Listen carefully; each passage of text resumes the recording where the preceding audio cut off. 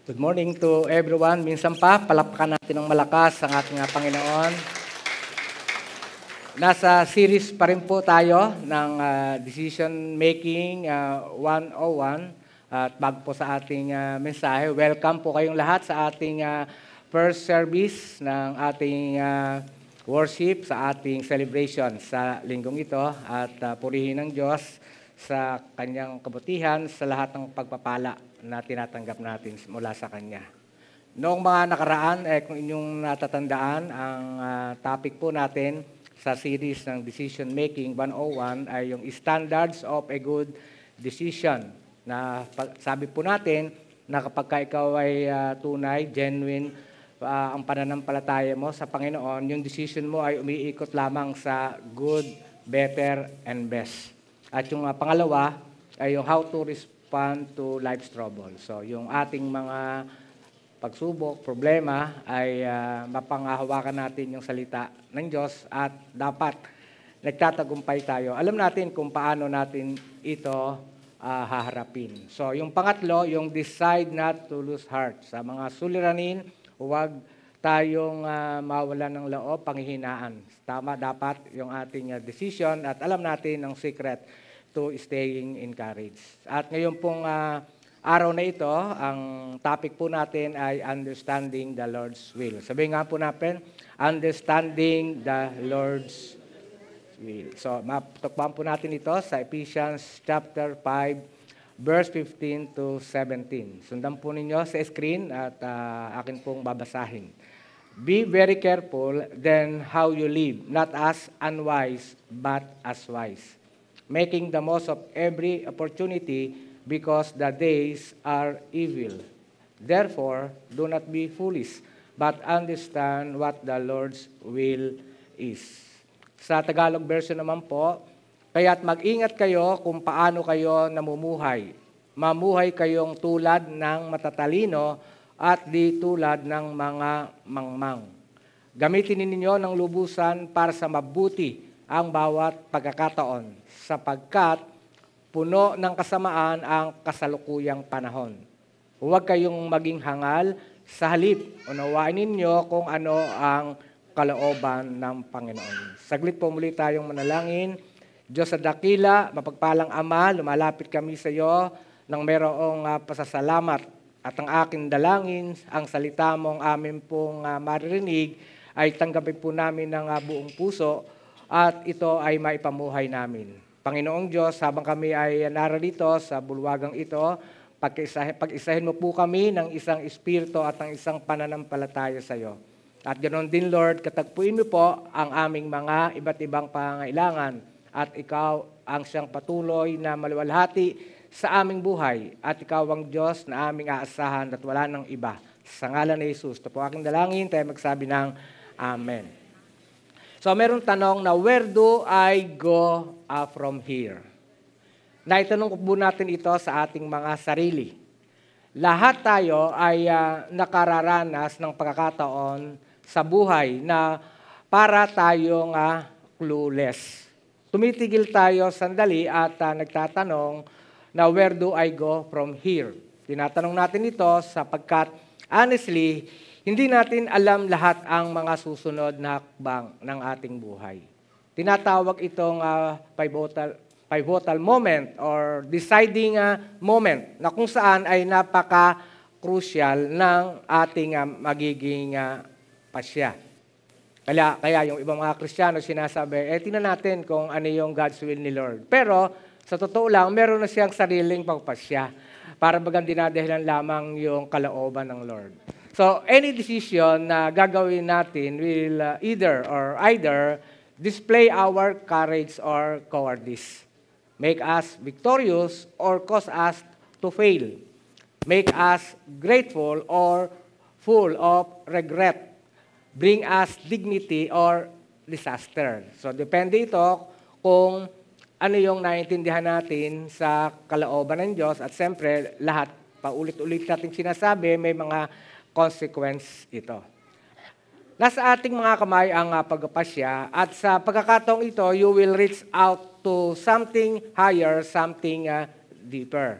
Inaamin po natin na hindi sapat ang kalooban lang natin. Ang masusunod, kailangan nating masiguro kung ano ang kalooban ng Diyos. Kaya ang tanong, where do we go from here? Marahil ito ay tanong din ng mga taga-Epeso. Sa sulat ni Apostol Pablo sa kanila, mababakas natin na sinasagot niya isa-isa ang mga mahalagang tanong sa buhay gaya ng mga sumusunod. Yung una, yung their identity. Sino sila nung wala pa sa Panginoon? At sino sila ngayon sa pamagitan ng kanilang pananalig kay Kristo? What God has done. Ano ang ginawa ng Diyos sa pamagitan ni Kristo na kanilang natanggap, naranasan at lumikha ng kanilang pagbabago ng kalagayan. What God expects of them. Bilang hinango sa dating kalagayan, tumanggap ng kaligtasan, bagong pagkatao at nakaranas ng bagong buhay. Ano ang inaasahan ng Diyos sa kanila sa kanilang bagong identity? At sa huling section niya ng kanyang sulat ay binibigyan din ni Pablo ang kahalagahan ng kalooban ng Diyos. At ayon sa kanya, bilang mananampalataya at may buhay na nakaugnay kay Kristo, it is imperative to understand what the will of God is. At bilang isang individual rin na mga mananampalataya, tayo mga taga-GLCM, at maging bilang isang church, ang bawat sandali at bawat araw ay nagpapakita sa atin ng kahalagahan na maging malinaw sa atin kung ano ba talaga ang kalooban ni Lord sapagkat para dito kaya tayo ay nabubuhay. Sapagkat iyon yung perfect will, hindi yung permissive will. Pwede tayo mabuhay sa permissive will, pero ang kalooban ng Diyos sa atin, pagka natindihan natin ito, ay yun ngang perfect will. Sabihin nga ninyo, perfect will. Tunghayan natin na sinabi ni Lord na naisulat ni Apostle John. John chapter 6 verse 38. Ako'y bumaba mula sa langit hindi upang gawin ang sarili kong kalooban, kundi ang kalooban niya na nagsugo sa akin. John chapter 4 verse 34, sinabi sa kanila ni Jesus, ang pagkain ko'y ang tuparin ng kalooban na nagsugo sa akin at tapusin ang ipinapagawa niya sa akin. Ibig sabihin nung nasa lupa pa ang Panginoong Kristo, siya ay nagministry, siya ay nagkatawang tao, palagi niya sinusunod ang kalooban ng Diyos kasi nauunawaan niya ang kanyang function nung siya ay magministry sa lupa. So sa Luke naman, sa Book of Luke, bago lubusang ihandog ni Lord ang sarili bilang hain kapalit ng kasalanan ng mundo, ay na-record ang final statement niya patungkol sa pinakamahalagang dahilan ng kanyang pagparito. At ano yun? Ang katuparan ng kanyang kalooban. Luke chapter 22 verse 42, sabi niya, Ama, kung loloobin mo, ilayo mo sa akin ang kopang ito, ngunit huwag ang kalooban ko ang masunod, kundi ang kalooban mo. Anong kinalaman ng mga ito sa atin? Ano ang sinasabi ng Biblia patungkol sa kalooban ng Diyos para sa atin? May sagot dito si Apostol Pablo. Philippians chapter 2 verse 13. For it is God who works in you to will and to act in order to fulfill His good purpose. Sapagkat ang Diyos ang kumikilos sa inyo upang inyong naisin at isagawa ang kanyang kalooban. Ang layunin ng iyong buhay, ng buhay nating lahat, ay upang tuparin ang kalooban ng Diyos, specifically para sa iyo. Anong sabi ni Rick Warren? Hindi ka isang aksidente, ang buhay mo ay may layunin. Kaya kapag ikaw ay nag-exist sa buhay na ito, may layunin ng Diyos. Hindi walang kabuluhan, hindi waste of time ang mga panahong akala mo ay sinayang mo. Hindi walang kabuluhan ang mga pagkakamaling nagawa mo sa nakaraan. Hindi swerte ang mga successes mo na kamit. Hindi nagkataon lang ang makulay na journey ng iyong buhay. Buhat pa nang ikaw ay isilang hanggang sa araw na ito. So sa Diyos ay walang tsambahan. Kaya wala yung swerte-swerte lang, di ba? Ngayon, may dalawang bagay na nais ng Diyos na paglaanan mo ng mahalagang panahon. Una, ang alamin at unawain ang kalooban ng Diyos. Dapat alam natin kung ano talaga ang kalooban ng Diyos para sa atin. At pangalawa, ang gawin ng kalooban ng Diyos. Hindi lang para alamin lang ito tapos period na tayo, kundi dapat yung gagawin natin yung kalooban ng Diyos. Kakaintindihan po tayo mga kapatid. So, kaya imperative ito. Walang exception, walang excuses, walang ibang paraan upang mabuhay na tama sa mundong ito. Kaya bago pa natin talakayin kung paano maunawaan ang kalooban ng Diyos, ay ngayon pa lang ay magdesisyon ka na. Mamimili ka, anong gusto mo, my will be done or thy will be done. Sino yung gusto ng my will be done? Sino may gusto ng thy will be done? So yung mga my will be done, hindi nyo na kailangan itong message na ito. Kasi gusto nyo pala, kayo na lang ang masusunod Hindi na pala ang Diyos Pwede na kayong umuwi. Sundin nyo na ang sarili ninyo. Joke lang yan, mga kapatid. So, kaya sabi, kapag sa isip mo, kalooban mo ang gusto mo lang masunod, sabi, ay ako takot-takot na kalbaryo ng buhay ang posibleng maranasan mo. Kasi sabi, ang isang quotation, when you fight against the plan of God, you are fighting against the hand of God. Basahin nga natin muli ng malakas. When you are fight.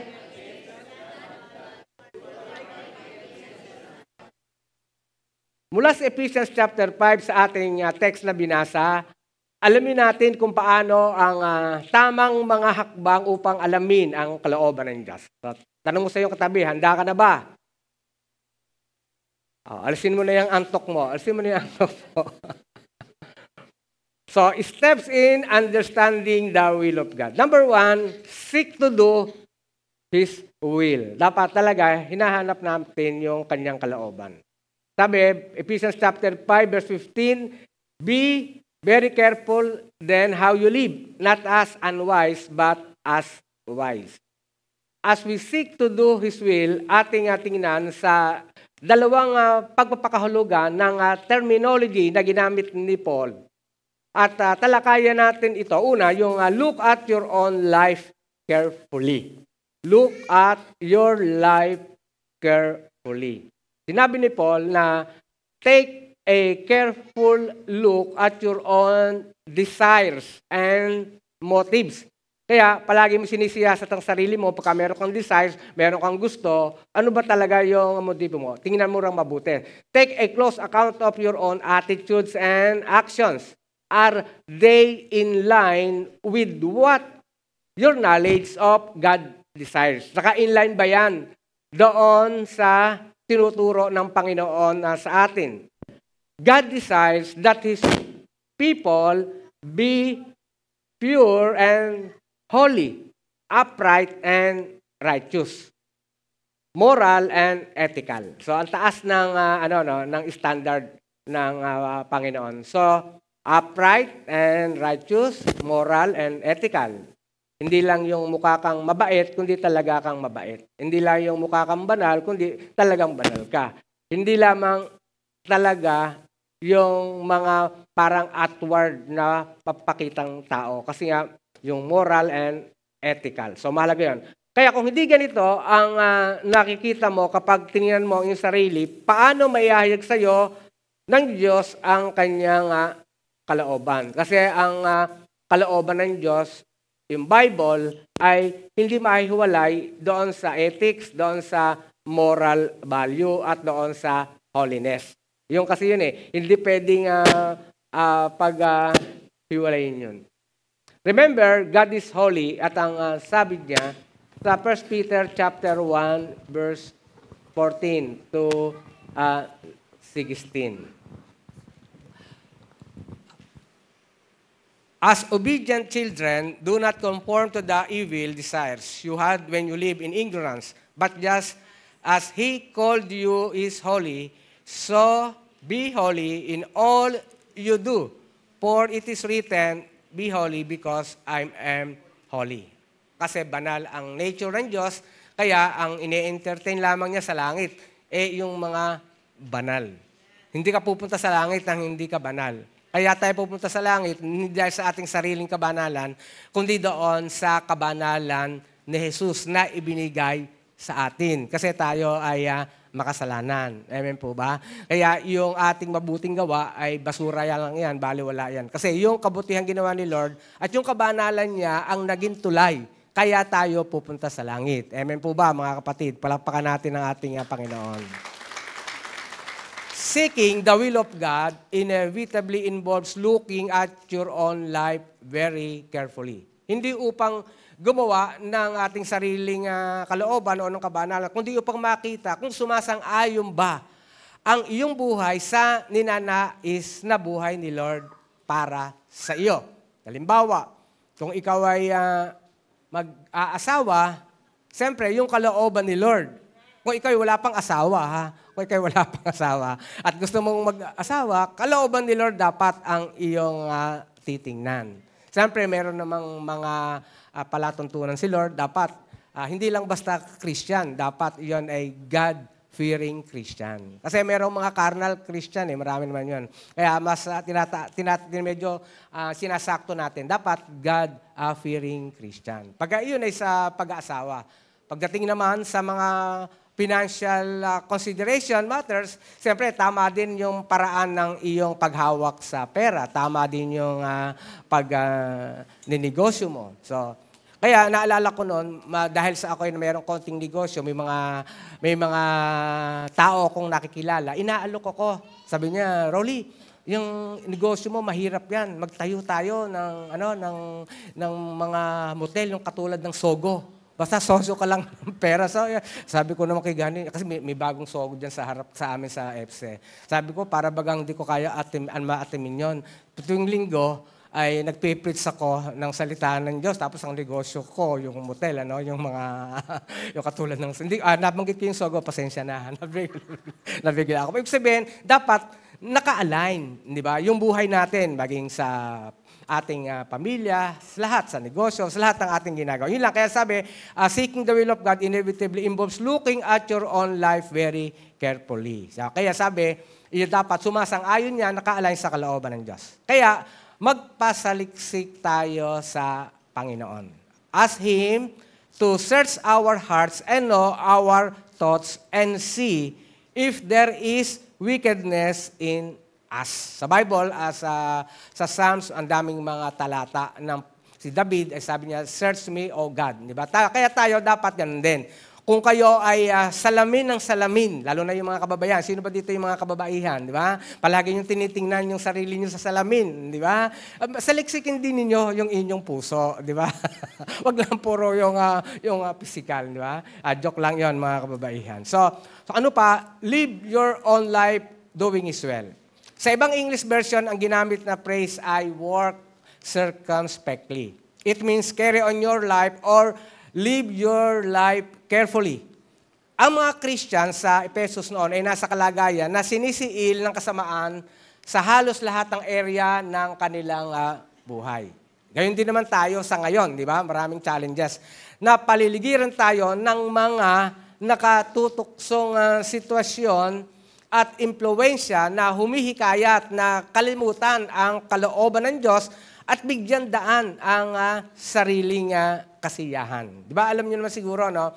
Sa loob ng bahay, sa labas ng bahay, ang social media, lahat yan nag-aalok sa atin ng mga tukso at gusto na ang sundin natin ay yung takbo ng sanlibutang ito. Sino nakakaintindi sa akin, taas ang kamay. Amen po ba? So hindi ganoong kadali. Madali kang maging Kristiyano, pero hindi madaling magpaka-Kristiyano. Amen pa yun? Naintindihan ninyo? Madaling sabihin na Kristiyano ka, pero day by day, sa buhay mo, may mga tukso na iyong nakikita, merong naririnig. At sa kapaligiran mo, talagang parang gusto ng kapaligiran natin ay sumang-ayon tayo sa takbo ng sanlibutang ito. Subalit, tandaan ito, all of your life is intended to live in light of God's revealed will. Kaya pwede nating sabihin sa ating sarili, to know God's will is to do it. Basahin nga natin ng malakas. To know God's will is to do it. Yan. Hindi po dapat na nalaman lang natin ito, pero hindi natin gagawin. Marami namang mga Christian na magagaling sa verses, magagaling mag-memory ng verses, maraming alam na doctrine, pero minsan sumesemplang kapag to know God's will is to do it. Kasi hindi naman, yung mahirap yung sumunod Amen po ba? Madaling magbasa, madaling malaman yung knowledge, pero yung sumunod ang mahirap. Tama ba yan? Sabi mo sa iyong katabi, mahirap bang sumunod? Sa kaya sabi, to know the will of God is the greatest knowledge, and to find the will of God is the greatest discovery. To do the will of God is the greatest achievement. Yun pala yun. To do the will of God is the greatest achievement.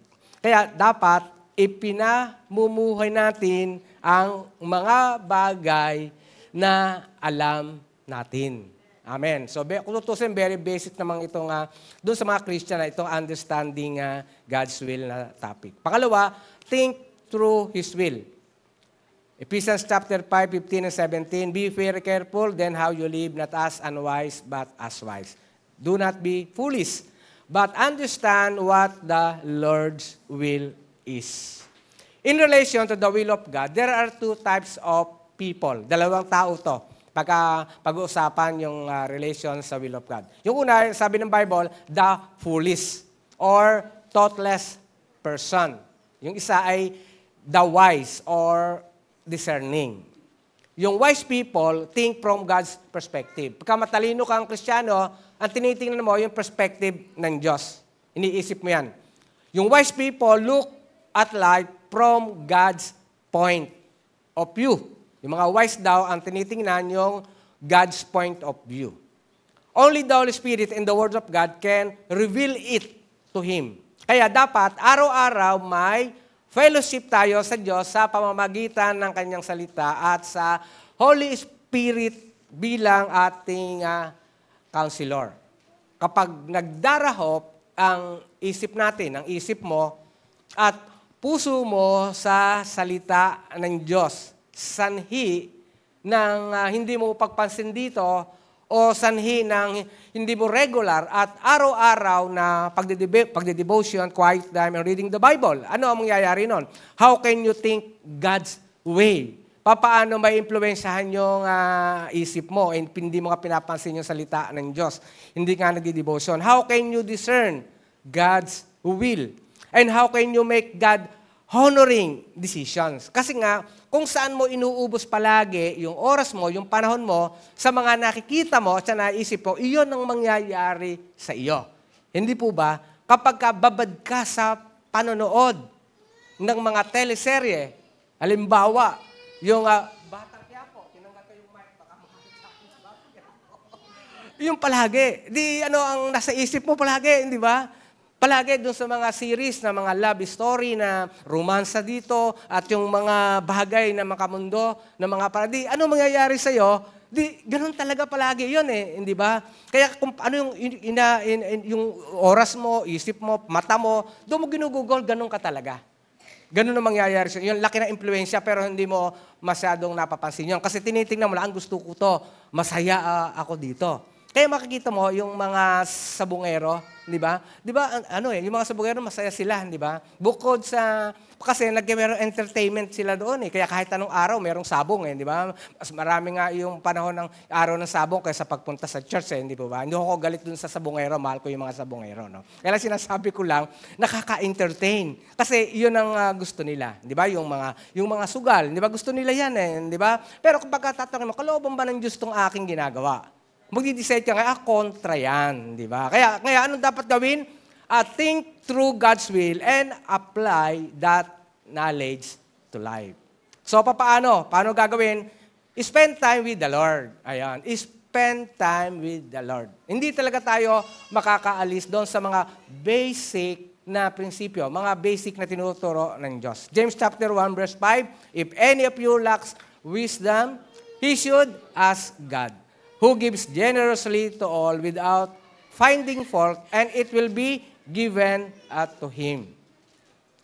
Yung prayer, ang panalangin, moves God's hand to work on our wills and to make us wise to do His will. Because God's thoughts come through the reading and meditation of Scripture. Kapag ginagawa natin ito, habitually, mamamangha ka kung paano ka binibigyan ni Lord ng insight and understanding guided by wisdom from the Word of God. Kasi binasa mo, tinanggap mo, kaya unti-unti nababago ang iyong buhay. God will give you in understanding His will through His Word. Then, masesense mo sa iyong kalooban ang Holy Spirit na may ini-impress sa iyo. Kasi nakakonect ka na sa Kanya, nai-impress mo, ito ang dapat mong gawin. Kasi guided ka na di ba? Dahil dito, mararamdaman mo rin ang Kanyang empowerment sa pagkaunawa ng kalooban ng Diyos over a certain situation. Kasi nagpasya ka na sundin kung ano yung nababasa mo at kung ano yung nasa kalooban ng Diyos. Kaya kung sa tingin po natin ay basic ang mag-devotion, nagkakamali po tayo. It is the most important and most adventurous activity every day. Kapag nag-spend ka ng oras sa bawat araw, para po iyang gitarang palaging nakatono. Na kahit anong tugtog, mapiplay mo ng maganda. Di ba ganun yung mga musical instrument? Pagka palagi iyang nakatono yan, kahit anong key, nagtutugtog mo. Pero, sabihin nun, very confident ka that everything will fall on its proper place and head in the right direction. Ano pa? Share your thoughts with people. Wala tayong absolute capacity na maunawang lubos ang kalooban ng Diyos. Madalas, may mga taong ginagamit ni Lord para sa atin sa pakikipag-usap mo sa kanila. Kaya mga kapatid, mahalaga yung ating mga cell group, yung small group, yung mga life group natin sa journey ng discipleship. Kasi hindi po pwede na nag-iisa ka lang. Madalas, may mga taong ginagamit ni Lord para sa atin. Sa pakipag-usap mo sa kanila, magkakaroon ka ng mas malinaw na insight, may nakikita sila na hindi mo nakikita, sapagkat ang kanilang point of view ay iba dahil sa kanilang personalidad at karanasan. Hindi pa ba yung iba meron silang ganong kakayahan, ikaw naman wala. Kaya nakakatulong-tulong. At makakatulong ito sa iyo ng malaki at mas magiging objective ka. Kasi nga, hindi po pwede na pagka-Christian ka, sabi mo, nag-iisa ka na lang o okay ka na lang. Hindi pwede yon. So kapag nag-engage ka sa isang conversation at nilabas mo ang mga iniisip mo, na-express mo ang naramdaman mo, napapahayag mo yung mga agam-agam mo, naikukonsulta mo yung mga decision mo, at mas higit na magiging maliwanag sa iyo ang mga bagay-bagay. Ibig sabihin nun, yung knowledge niya at yung knowledge mo, nagiging sharing together, nakakatulong-tulong yon. Yun ang kagandahan ng meron kayong sinasalihan na life group. Amen po ba mga kapatid? So, mahalaga sa buhay na may mga tao kang napagkakatiwalaan at komportable kang kausap. Di ba? Merong mga tao naman kasi, no, wala na akong pakialam sa ibang tao. Basta ako nanampalataya sa Diyos. Basta ako hawak ko yung Bible ko. Sa isang banda, tama rin naman yon. Pero hindi ka naman pwedeng mamuhay na nag-isa. Hindi po ba? Kahit na Kristiyano. So, kailangan mo pa rin yung iba. Kailangan mo pa rin yung fellowship, ng connection. Hindi po ba? Kaya dahil dito, ay kailangan mo nga ng tao mapagkakatiwalaan at komportable kang kausap. At hindi mo na kailangan pang ibang ang kausap mo ay tiwala ka, di ba? Yung hindi mo kailangan mamili ng salita sapagkat nakakaintindihan kayo. Di ba kayong dalawa ni Sister Dali, hindi na piling-pili ka ng salita, no? Baka magkamali ako, hatulan ako nito. Di ba kayong dalawa ganon? Pero open lang kayo, di ba? Kung magkamali lang, okay lang 'yon, di ba? Di ba? At yung iba nga, tanggap na niya kung sino ka at kung sino siya, di ba? Ganun 'yon, yun talaga 'yon. Tinetreasure niya yung mga relation ninyo. Di ba? At iniingatan din yung reputasyon. Ganun yan, hindi mo siya i-chismis. Hindi kayo mag-chismisan. Kaya, higit sa lahat, ay nagiging accountable partner mo siya. Dapat may accountable partner kayo, mga kapatid. Ano? Kaya, kapag may kaibigan kang ganyan, safe ka. Isa siyang malaking blessing sa buhay mo. Mahirap talaga yung sinabi natin na sarili mo lamang, may kalungkutan yon. At mas prone sa pagkakamali at mapapahama ka kasi wala nang magtutuwid sa'yo. Ang hirap noon yung akala mo ikaw lang ang palagi tama. Wala kang pakialam sa buhay ko, basta tama ang ginagawa ko, ang Diyos na nakakaalam. Kasi meron gano'n, hyper-spiritual Parang sa tingin niya, alam na alam niya ang lahat ng bagay. Meron gano'n na ayaw maturuan, di po ba? Because Christianity is all about relationship to God and to others. Yan. Kaya enjoy mo yung privilege na ito. Pero meron akong warning mga kapatid. Di ba alam natin yung salita nga BFF, di ba? Sa panahon ng millennial lumabas yan yung BFF yung best friends forever, di ba? Pero kung may asawa ka na, wala kang choice. Dapat ang unahin mo sa listahan ng BFF mo ay yung asawa mo. Yun talaga dapat yung usahin mong BFF mo, yung asawa mo, Reby, di ba? Kaya, huwag kang, lalo na doon sa mga young couple pa, lalo na doon sa mga young couple pa, no? Mga young couple. Huwag kang, yung mga kasing edad ni Pastor Ber, Pastor Hana. huwag kang makikipag-BFF sa opposite sex. Yan, yung mga kasing edad din ni Consi. Nasa politika yan, maraming lumalapit dyan. Ano? Posible may mga develop dyan, pagkabigay ng bigay yan. Huwag ka makipag-BFF sa opposite sex. Yan, warning yan, di ba? So, hindi ko na kailangan pang expose yan, ipaliwanag. So, it takes time. By the way, it takes time, track record, and testing bago mo ituring na BFF ang isang tao. Dapat dadaan kayo doon sa acid test. Praise God, sa Emmy na yon. Kasi minsan yung mga akala mong kaibigan, habang may nahihingi sa'yo, may kukuha sa'yo, kaibigan mo yan. Subukan mo, testing mo, wala na. Baka makalimutan ka na yan hindi ka naman yan i-text sa messenger Di ba? Yun kasi kaya ako sineshare sa inyo, naranasan ko yun. Kala ko BFF ko, yung pala, hindi. Kaya minsan, di ba minsan taas ng expectation natin, parang feeling mo, close ka sa kanya, magugulat ka, ako lang pala ang close sa kanya, siya pala hindi naman close sa akin. Sa karanasan mo, malalaman yan. Di ba? Sa karanasan, as you go along, kailangan merong acid test. Sabi mo sa katabi, dapat may acid test. Bago mo siya i-consider na BFF o accountable partner. Pero ito, sabi, you need a friend, and Bible says, there is a friend who sticks closer than a brother. Ang totoo naman yan, meron naman talagang kaibigan na higit pa sa biological na family natin. Alam niyo, meron talagang na talagang hindi mo siya kadugo, pero talagang talagang parang hindi kanya ipapahama, kaibigan kanya talaga Kaya, but of course, the greatest help is reached when we deepen our friendship with God. Dapat si Lord talaga ang kaibigan natin. Pinaka-priority sa lahat. Amen. Pangatlo, wait upon His will. Ephesians chapter 5, verse 16. Making the most of every opportunity because the days are evil. As we seek to understand the will of the Lord, there are two important things to involve. Una, yung time. Waiting involves time. The phrase, making the most of every opportunity, speaks of redemption of time. It means to buy the time. Make the most of the time. Ibig sabihin, sulitin o samantalahin ang bawat pagkakataon. Sulitin o samantalahin ang bawat pagkakataon. Kasi ang oras na lumipas, hindi na maibabalik. Aman po ba mga kapatid? Gamitin ito wisely ang bawat segundo, minuto, oras, araw, linggo, buwan, taon sa pamamagitan ng tamang paghihintay. Ang salitang waiting pa rin ay isang passive activity para sa atin. Kaya walang gusto na naghihintay. Sapagkat ito, sa tingin ng marami, ay pagsasayang ng oras. Marahil ang bawat isa ay may kanya-kanyang istorya ng paghihintay. Meron ba kayo niyan, istorya ng paghihintay? May kanya-kanya kayong kwento kung gaano kaboring ang maghintay.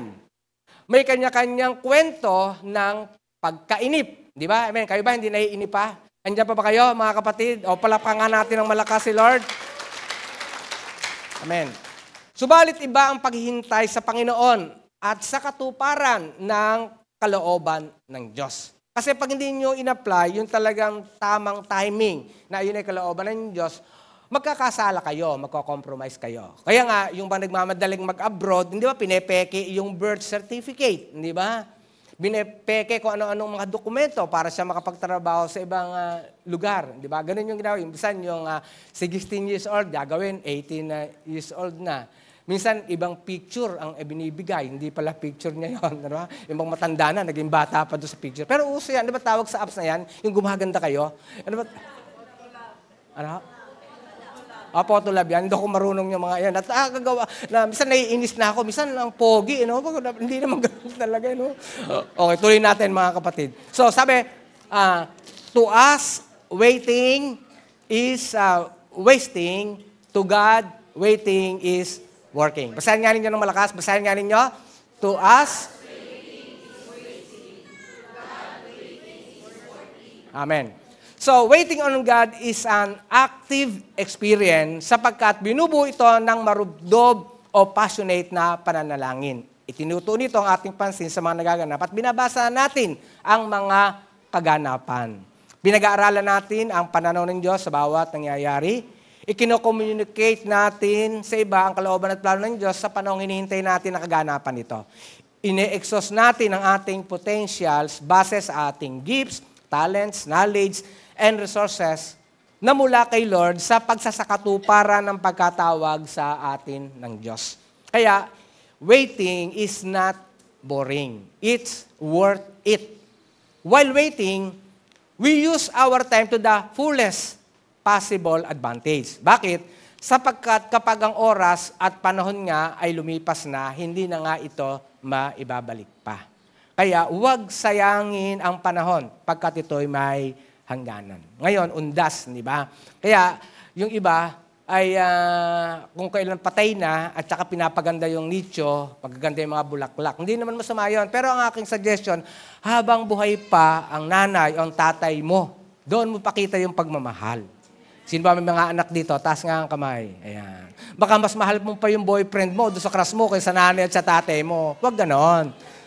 Sabihin mo nung mga, yung sino ba yung mga wala pang asawa rito, habang buhay pa, mahalin mo yung nanay mo at yung tatay mo. Kasi yung iba kasi, kung kailan patay na, doon pinapakita yung pagmamahal. Di ba? Napakita mo habang buhay. Kasi pagkapatay na, mga kapatid, wala na yon. Kahit pagpatayo mo yan ng musile yung malaki, useless yan. Kasi sabi ng Bible, wala na, putol na yung relasyon natin eh. Wala na, nasa ibang mundo na, nasa eternity na yun eh. Tayo, nasa physical world pa. Wala nang connection yon. Alam niyo po ba yon? Kaya lang natin ginagawa yung pumupunta tayo dun sa patay para makita naman ng mga kapitbahay natin na kapag pala Kristiyano, nakakatakot pala ang Kristiyano. Pag pala namatay na yung tatay at nanay, pababayaan na, hindi napupuntahan. Natitisod sila sa atin. Natindihan niyo po ba yun, mga kapatid? Kaya, pero nandoon pa rin yung emotion, di ba? Nandoon pa rin yung emotion, hindi mo mawala yun. Pero totoo, wala na yun eh. Wala na. Ang sabi ng Bible, putol-putol na yan. Ngayon, kaya lang nga natin, unulit ko, kaya lang natin hindi, yung tating Todo los Santos tinatawag, there is no spiritual significance. Wala yon. Hindi maapekto yung eternity mo. Hindi maapektuhan yung kaligtasan mo. Hindi maapekto ang relasyon mo sa Diyos kung hindi ka pumupunta sa mga patay. Yung tanong, masama bang pumunta sa mga patay? Hindi nga. Kasi pag hindi mo ginawa iyon, halimbawa, minamatayan ka, alam ng kapitbahay mo, katabi lang yung nicho, naku, nakita mo naman itong born again na to. Puro damuhan na itong, buto akin. Parang walang pagmamahal ito sa kanyang asawa o sa kanyang nanay. Ganun kasi ang mangyayari. So, as part of a good testimony, kaya tayo pumupunta sa mga lugar na katulad ng mga memorial park o sa mga nicho ng ating mahal sa buhay. Amen po ba? Kaya huwag nyo makamaya, meron mga Kristiyano dito na nagpapanalangin pa yung mga patay. Naku, Lord, sana po nasa mabuting kalagayan yung aking asawang ganito. Sana po madala mapunta sa langit. Hindi po, tapos na po yon. Tapos na, the moment na isang tao mamatay, diretso, pupunta ba siya sa langit o sa impyerno? Wala hong second chance. Walang purgatorio. Amen po ba, mga kapatid? So, pagkakataon ito, kaya ako lang nasabi. Palakpakan natin muli ang ating Panginoon.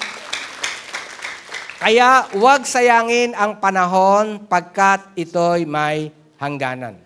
So, pangalawa, bukod doon sa timing. Sa Greek word, ang ginamit ay kairos.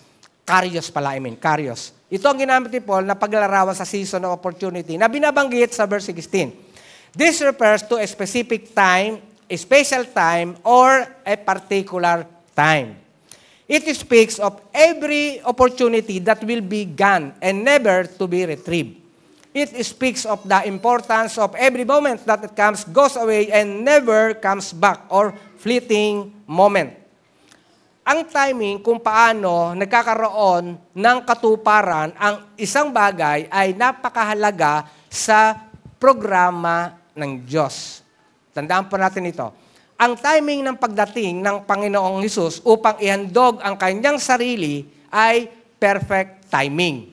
Ang Diyos lang talaga ang nakaalam nun. Nung magkatawan-tao ang ating Panginoon, ay timing niya yon.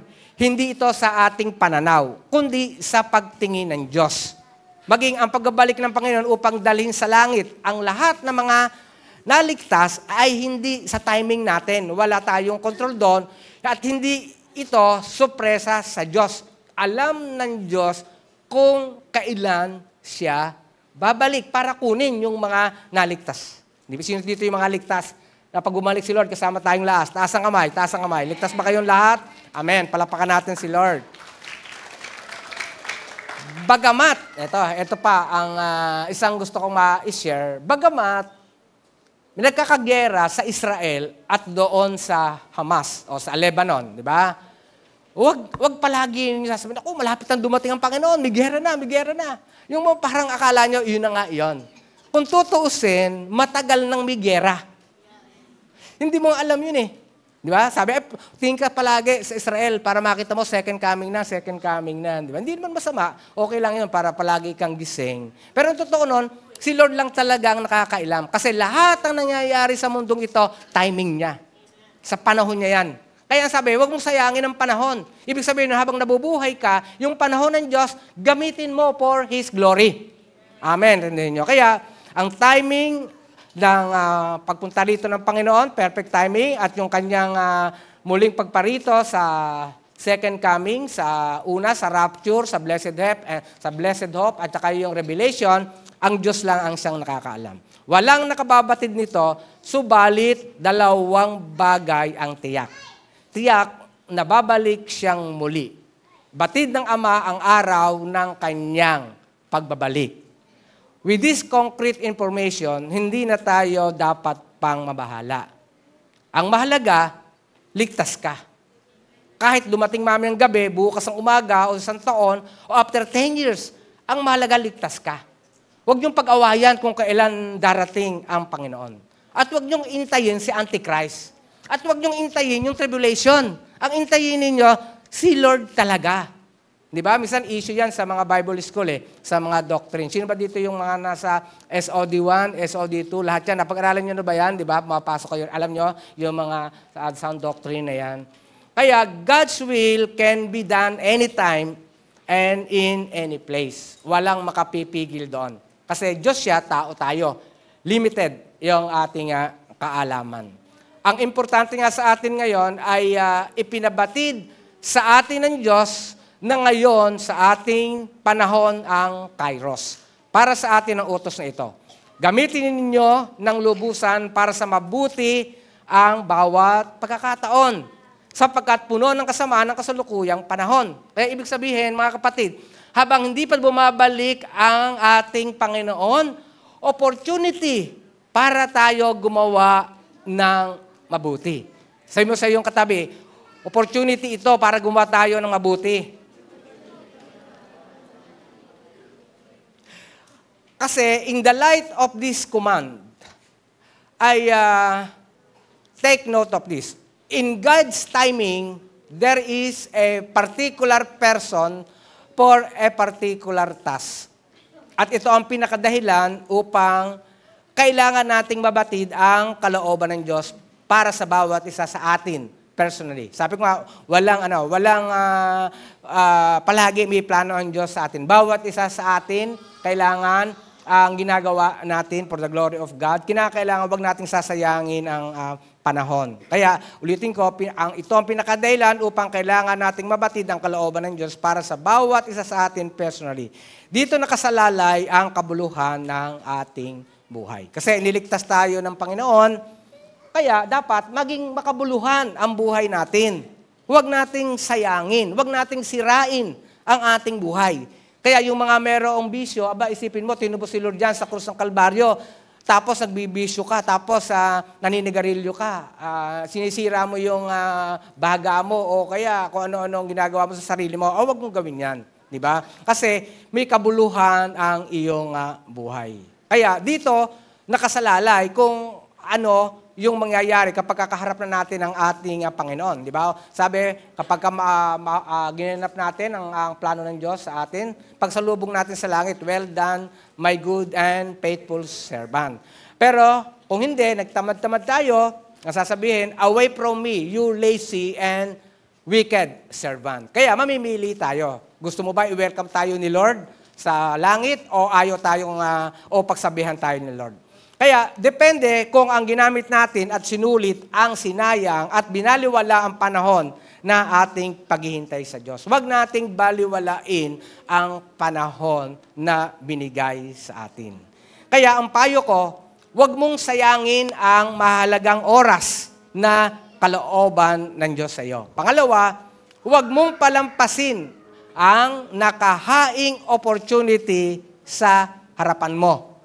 Sabi ng itong awit na aawitin ng ating kapatid. Pakinggan po ninyo ang mensahe nito. Nasa screen ata ang wordings.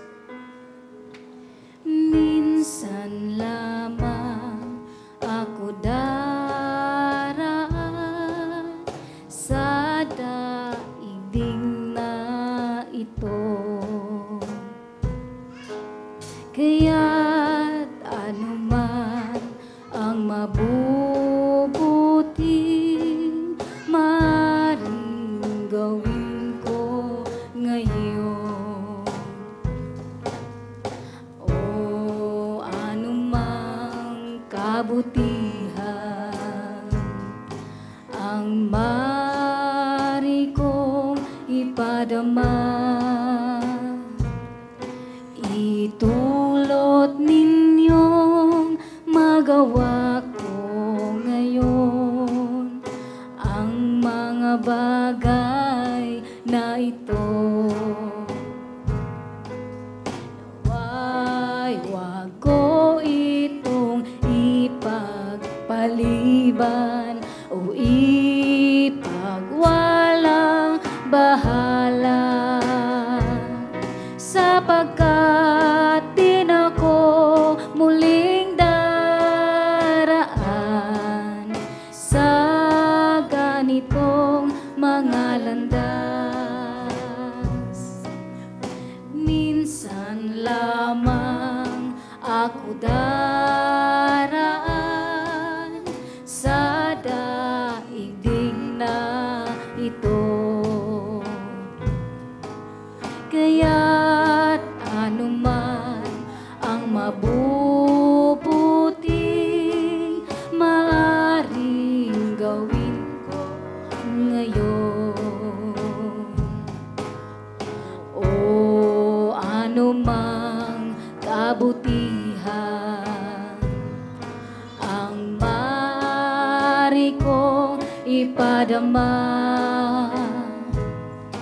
itulot ninyong magawa ko ngayon ang mga bagay na ito. Huwag ko itong ipagpaliban o ipagwalang bahala, sapagkat din ako muling daraan sa ganitong mga landas, sa ganitong mga landas, sa ganitong mga landas. Pwede ba palakpakan natin si Lord? Na-obserbahan ko lang habang kinakanta tong awit na ito, yung mga 30 pataas. Mga ganon, nag-enjoy. Pero yung mga kabataan, hindi nila gusto yung tono. Depende sa edad, ano?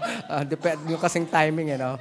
Parang panahon ng mga nagpipesta, tinahani, di ba? Yung panahon, yung kapagkapista na, no? Yung may mga banderitas, nag-uunahan sa sayawan, di ba? Yung mga sa probinsya, nag-uunahan sa sayawan, no? Pagka dumitugtog. Nakaka-relate ko siya. Sabi ko, di ba yung mga nanggaling ng probinsya, gustong-gusto yung mga unahan? Ha? Yun na nga yun. Yun na nga. Okay, sa conclusion na tayo, mga kapatid, sa pangwakas. Ang panalangin nawa natin ay naisin at ating naisin ay unawain ang kalooban ng Panginoon. Ito ang masidhing pakiusap ni Pablo sa mga early Christians sa pinagbasihan nating mga talata.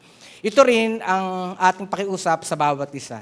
Maraming tao ang walang idea sa napakagandang kalooban ng Diyos para sa kanila. Kasi ang nakita lang nila yung kahirapan. Hindi nila alam yung naunawaan, yung significant ng pagparito ng ating Panginoon. Hindi nila ito lubos na maunawaan, malibang makilala nila si Lord at tanggapin bilang tagapagligtas at Panginoon. Kaya, mapalad tayo, mapalad ka, kung Christian ka na, follower ka ni Christ, sapagkat nasumpungan ka na niya. Nais niyang ipabatid sa iyo ang kanyang banal na kalooban na magbibigay sa iyo ng tunay na kabuluhan ng buhay. Kasi pag ikaw ay Christian na, doon magsisimula ang kabuluhan ng iyong buhay. Natutunan mo ngayon ang mga tamang hakbang.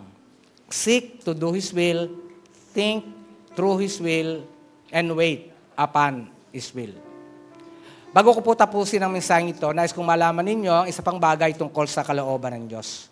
Sa 2 Peter chapter 3 verse 9, ang Panginoon ay hindi nagpapabaya sa kanyang pangako gaya ng inaakala ng ilan. Sa halip, nagbibigay siya ng pagkakataon sa lahat sapagkat hindi niya nais na may mapahamak, kundi ang lahat ay makapagsisi at tumalikod sa kasalanan. Kaya ang tanong, sinamantala mo na ba ang pagkakataong ibinigay ni Lord sa iyo? Alam mo bang ayaw ng Diyos na ikaw ay mapahamak? Alam mo bang ang nais ni Lord sa iyo ay ang talikdan ang iyong mga kasalanan, magsisi at ihandog ang buhay mo kay Jesus at gawing siyang tagapagligtas at Panginoon ng buhay mo? Have you come to the point in your life, do you understand what God's will is for you, right? At itong magandang balita para sa iyo mula kay Lord, I tell you, now is the time of God's favor. Now is the day of salvation. 2 Corinthians chapter 6, verse 2. Ulitin ko ulit, I tell you, now is the time of God's favor. Now is the day of salvation. Mga kapatid, sana po ay sa ating topic ngayon, ay alam natin talaga ang kalooban ng Diyos. Huwag nating sayangin ang panahon na binigay sa atin, maglingkod tayo, at yung pagkakataon na binigay natin, gamitin natin ito para sa kanyang kapurihan at para sa kanyang kaluwalhatian lamang. Pwede po ba tumayo tayong lahat? Minsan pa, awitan natin si Lord ng pagsambang awitin. Dedicate natin ang ating buhay sa Kanya. Purify my heart. Let me be as gold in precious silver. Purify my heart. Let me be as gold, pure gold, refiner's fine. My heart's one desire is to be holy,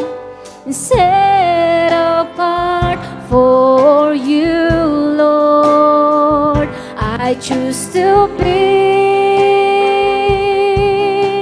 holy, set apart for you, my Master, ready to do your will.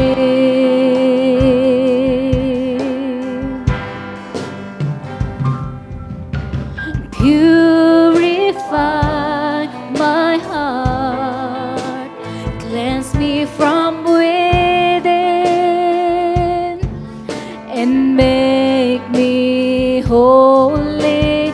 Purify my heart, cleanse me from my sin.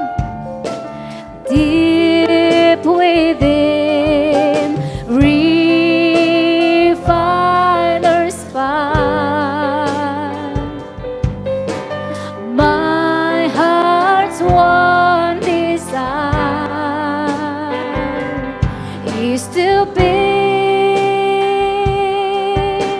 holy, set apart for you, Lord. I choose to be holy, set apart for you, Lord. I choose to be holy, set apart for you, my Master, ready to do your will.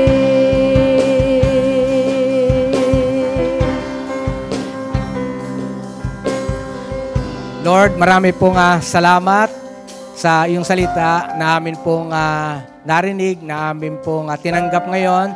Salamat po na dapat ay ikaw ang aming sundin, kalooban mo ang siyang masunod sa aming buhay. Panginoon Diyos, sa amin pong paglapit sa iyo, ay akin pong itinataas sa iyo ang mga magulang, mga tatay, mga nanay na narito sa kanilang mga concern. Ikaw ang siyang nakakaalam nito. Panginoon, tugunin mo po ito, O Lord. Ganon din ang mga anak, mga kabataan, mga sanggol na narito, Panginoon. Ikaw ang siyang magkupkup sa kanila, palakasin ang kanilang mga pangatawan, at ilayo mo po kaming lahat sa anumang sakuna at kapahamakan. At kami ay dalin mo, Panginoon Diyos, sa iyong banal na kalooban, na kami iyong pagpapalain, at kami, Panginoon, ay umaasa, at kami, Panginoon, ay sumasampalataya na hindi mo po kami iiwan o papabayaan man, sapagkat ikaw ang Diyos na aming tagapagligtas at aming Panginoon. Muli po, Panginoon, tinataas namin sa iyo ang araw na ito hanggang mamaya, at ikaw, O Diyos, ang aming binibigyan ng papuri, pasasalamat at pagdakila. Sa ngalan ni Jesus, lahat tayo magsabi ng Amen at Amen. Palapakan natin si Lord. God bless you all. Makakaupo na po tayo.